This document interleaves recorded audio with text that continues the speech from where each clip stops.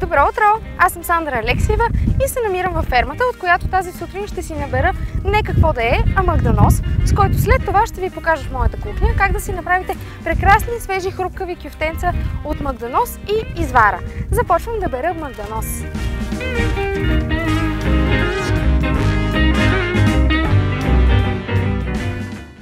Освен полезен, магданозът е интересен продукт и защото с него можете бързо да освежите дъха си.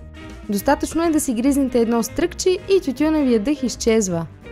Разбира се, това не означава да не измиете зъбки сутрин. За произход на магданоза се счита Средиземноморския регион на Югоизточна Европа или Западна Азия. В началото е бил използван по-скоро за ритуални цели, отколкото като подправка. Считало се за лоша поличба, ако се пресади магданоз от стара градина в нова. Скъпи приятели, докато пълнех кошницата с магданоз, прецених, че е по-добре не да изпържа кюфтенцата, а да ги изпека на фурна, за да станат още по-свежи, хрупкави и по-полезни, за да мога да посветя тази рецепта на всички почитатели на спорта, здравословния начин на живот, а също така и на колегите от спортна редакция. Валери, това е специално за теб!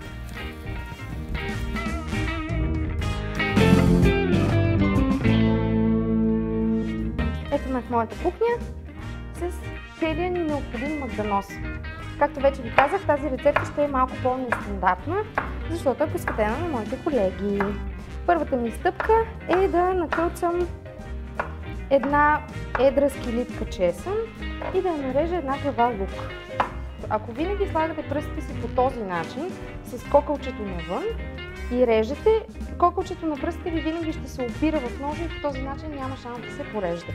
Това обаче не означава, че докато давате кулинарни съвети, очите ви няма да се насълзят от лука. Особено ако той е от градината и е истински лук, съвсем нормално е очите ви да се насълзят и да се разплачете в собствената си кулинарна рубрика. Но това не е от нещастие, а е от пълно щастие, защото продуктите ми са изключително качествени. Първата ми стъпка е да сложа продуктите, лука и чесъна, в една тенджера и заедно с мъничко зехтин да ги задуша. Следващата ми стъпка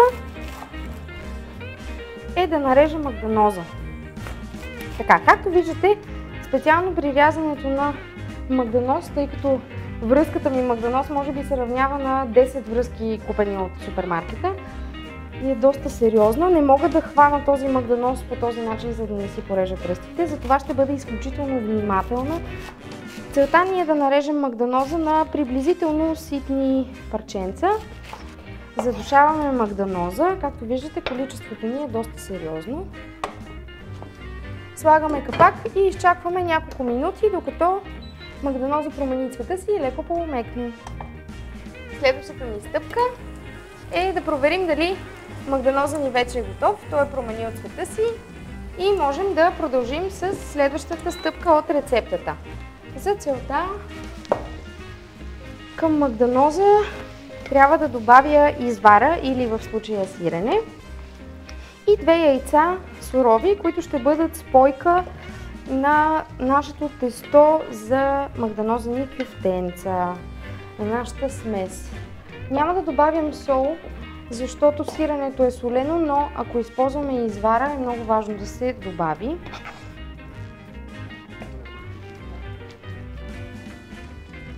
След като сместа ми е изстинала, съм си приготвила една купичка с вода и една празна купичка, в която ще чукна едно сурово яйце. Ще го разбия с вилица. Ето по този начин. И в следващата ми стъпка ще намокря ръце, защото с мокри ръце с оформяне от кюфтенцата е изключително лесно. Първо в брашно, след това в яйце и накрая в галета, после в фурната на 180 градуса за около 20 минути, което обаче зависи от размера на кюфтенцата, които направите. Потапянето в яйцето трябва да е много бързо. Ще съм готова. Предпоследното кюфтенце е вече тук и аз съм към финал. Можете да декорирате този много вкусен и полезен обяд с малко пресен магданоз. Искрено се надявам, че колегите в студиото на сутрешния лок се облизват. И ги очаквам след малко да дойдат да си хапнат. Моята свежа хапка е готова. Прекрасен ден! Останете с програмата на БНТ.